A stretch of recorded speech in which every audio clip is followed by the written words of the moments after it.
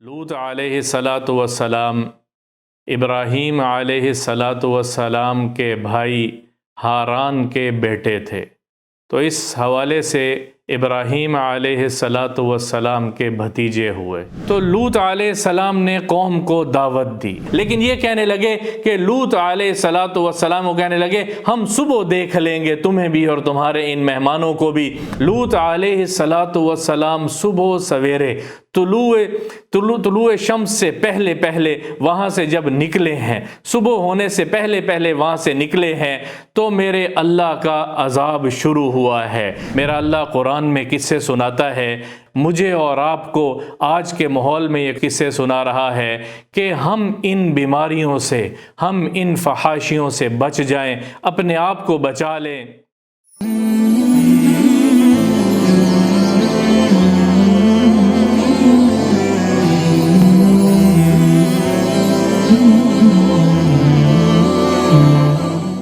آج آپ کے سامنے لوط علیہ الصلاۃ والسلام کا قصہ سنانا ہے۔ لوط علیہ الصلاۃ والسلام ابراہیم علیہ الصلاۃ والسلام کے بھائی ہاران کے بیٹے تھے، تو اس حوالے سے ابراہیم علیہ الصلاۃ والسلام کے بھتیجے ہوئے۔ لوط علیہ الصلاۃ والسلام کو ابراہیم علیہ السلام نے حکماً سدوم کے علاقے میں بھیجا تھا، اللہ نے ان کو نبی بنایا تھا۔ سدوم ایک علاقہ ہے جو 7 بستیوں پہ مشتمل ہے، 7 بستیوں پہ مشتمل ہے، 4000 سے کچھ زیادہ لوگ وہاں آباد تھے، فسق و فجور میں مبتلا ہو چکے تھے اور ایک بہت بڑی بیماری، ایک بہت بڑی فحاشی میں مبتلا ہو چکے تھے۔ تو اللہ نے لوط علیہ الصلاۃ والسلام کو ان بستیوں کا نبی بنا کر بھیجا۔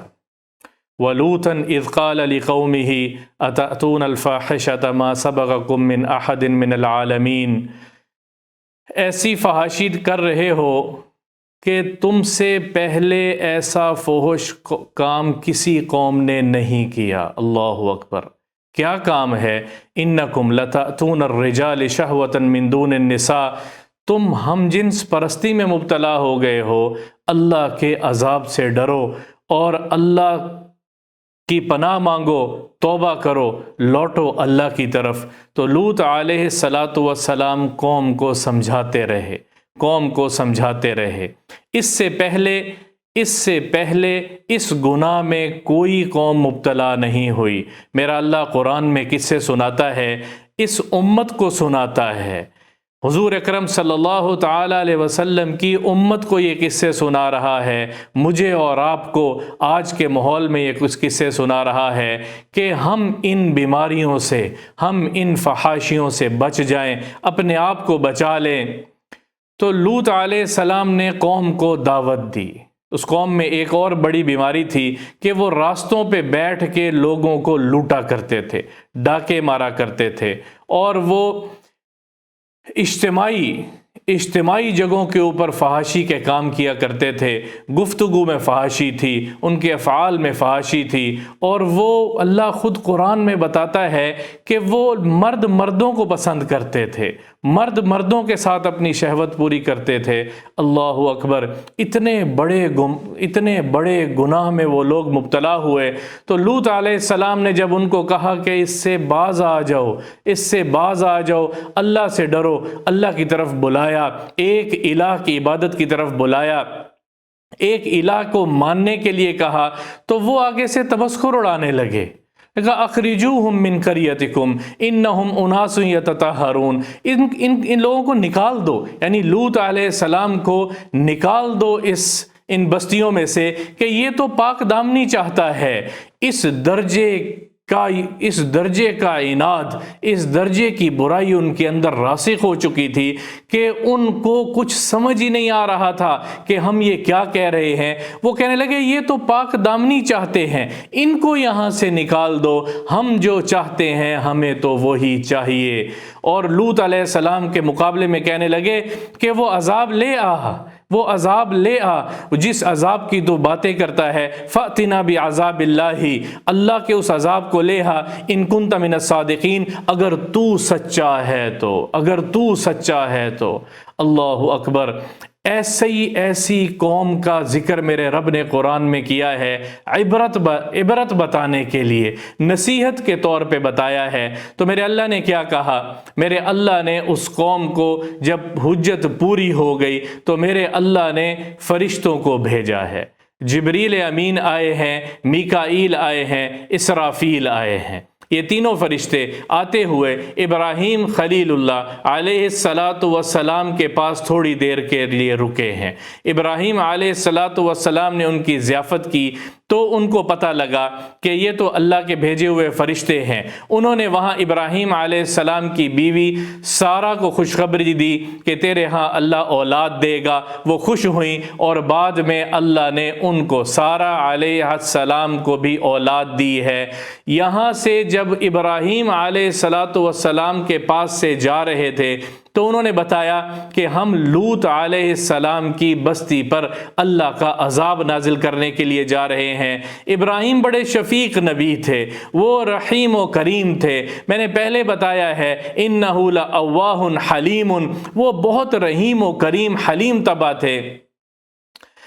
تو حضور اکرم صلی اللہ تعالیٰ علیہ وسلم کی ایک روایت ہے کہ ابراہیم علیہ السلام نے فرشتے جبریل سے پوچھا کہ جبریل اگر کسی بستی میں 300 ایمان والے مومن موجود ہوں تو کیا اللہ اس بستی پہ عذاب لائے گا؟ تو جبریل کہنے لگا کہ نہیں لائے گا۔ پھر کہنے لگے اگر 114 لوگ اس میں ایمان والے ہوں تو کیا اللہ اس بستی پر ایمان لائے گا؟ تو جبریل کہنے لگا اللہ نہیں لائے گا۔ پھر فرمایا اگر 40 لوگ اہل ایمان تقوی والے کسی بستی میں رہتے ہو تو کیا میرا رب اس پہ عذاب لائے گا؟ تو جبریل نے کہا کہ ہرگز نہیں لائے گا۔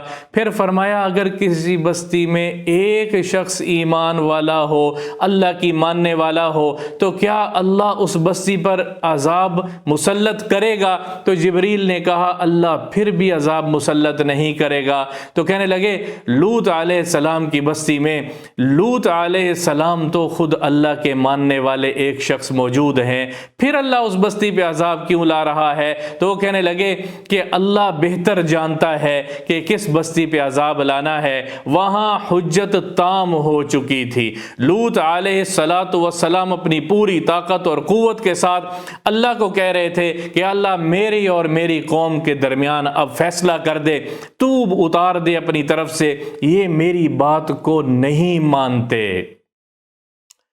تو قتادہ رحمہ اللہ اس روایت کو نقل کرتے ہیں کہ جب یہ تینوں فرشتے جبریل اور میکائیل اور اسرافیل یہ نوجوان خوبصورت نوجوانوں کی شکل میں یہ اس صدوم کی بستی میں جب داخل ہوئے تو غروب کا وقت تھا، غروب قریب تھا اور لوط علیہ السلام اس وقت کھیتوں میں کام کر رہے تھے۔ انہوں نے کہا لوط علیہ السلام کو کہا کہ ہم آپ کے پاس مہمان ٹھہرنا چاہتے ہیں۔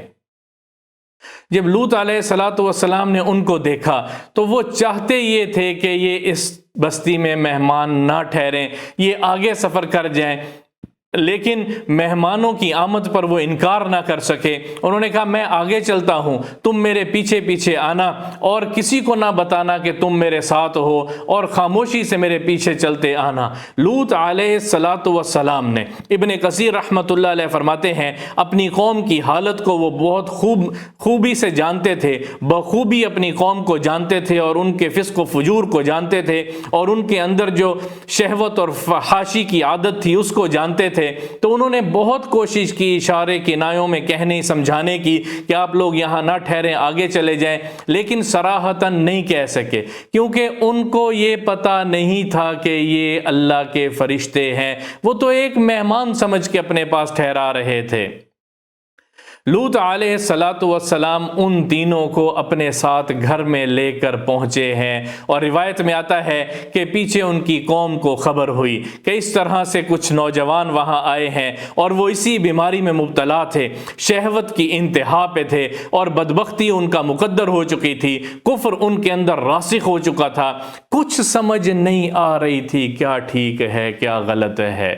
سب وہ کہتے تھے کہ ہمیں جو چاہیے، ہمیں جو مطلوب ہے ہم اپنی شہوت کو ان آدمیوں سے، مردوں سے پوری کرتے ہیں، ہمیں وہی چاہت چاہیے۔ یہ میرا اللہ قرآن میں سنا رہا ہے، یہ میرا اللہ قرآن میں بتا رہا ہے۔ تو لوط علیہ السلام جب ان کو لے کے گھر پہنچے، انہوں نے دروازے بند کر لیے، قوم پیچھے پیچھے ان کے چلتی ہوئی آئی اور وہ دروازے توڑنے کے اوپر آئی کہ یہ مہمان ہمارے حوالے کرو۔ لوط علیہ السلام نے سمجھانے کی بہت کوشش کی کہ ایسا نہ کرو، اللہ سے ڈرو، اور اللہ اس قصے کو قرآن میں 10 صورتوں میں مختلف جگہوں پہ بار بار سنا رہا ہے کہ کہیں بعد میں آنے والے لوگ اس بیماری میں مبتلا نہ ہو جائیں، اس فحاشی میں مبتلا نہ ہو جائیں۔ میرا رب قصے سنا کے بتاتا ہے۔ وہ لوگ اس قدر اندھے ہو چکے تھے، وہ لوگ شہوت کے اس قدر غلام ہو چکے تھے کہ روایت میں آتا ہے کہ دیواریں پھلانگنے لگے اور وہ دروازے کو توڑنے کے در پہ آ گئے۔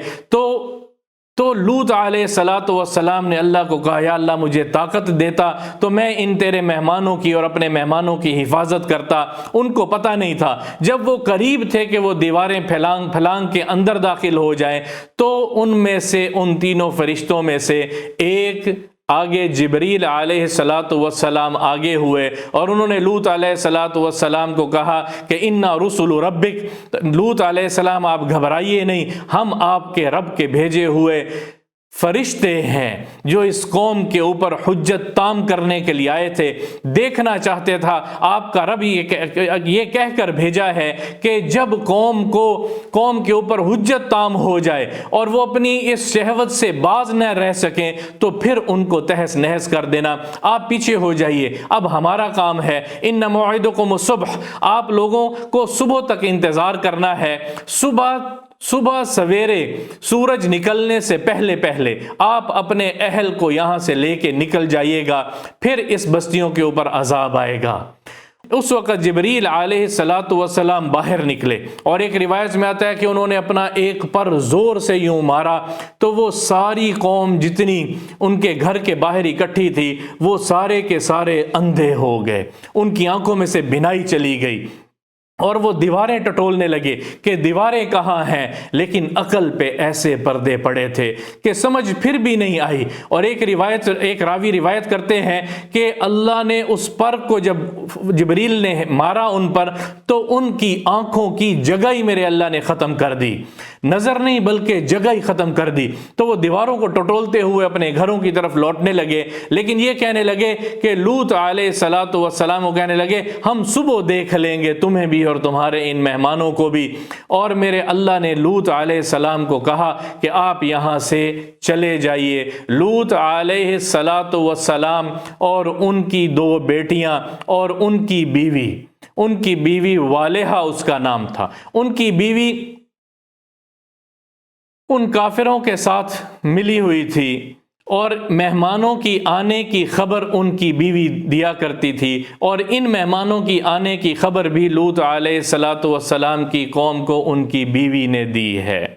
تو میرے اللہ نے قرآن میں بتایا ہے کہ جب عذاب شروع ہوگا، جبریل نے ان کو کہا لوط علیہ السلام کو کہ جب عذاب شروع ہوگا تو علامت، جب آواز آپ کو آئے گی تو آپ میں سے پیچھے مڑ کے کوئی نہیں دیکھے گا، لیکن پھر ساتھ یہ کہہ دیا مگر آپ کی بیوی بھی اس عذاب کی پکڑ میں آئے گی، کیونکہ وہ بھی ان مشرک لوگوں کے ساتھ ملی ہوئی ہے، کیونکہ وہ بھی ان کی معاونت کرتی تھی، اس وجہ سے وہ اس قوم کے اس جرم میں شامل ہے، اس لیے اس کے اوپر بھی یہ عذاب کا کوڑا برسے گا۔ لوط علیہ السلام صبح سویرے طلوع شمس سے پہلے وہاں سے جب نکلے ہیں، صبح ہونے سے پہلے وہاں سے نکلے ہیں تو میرے اللہ کا عذاب شروع ہوا ہے۔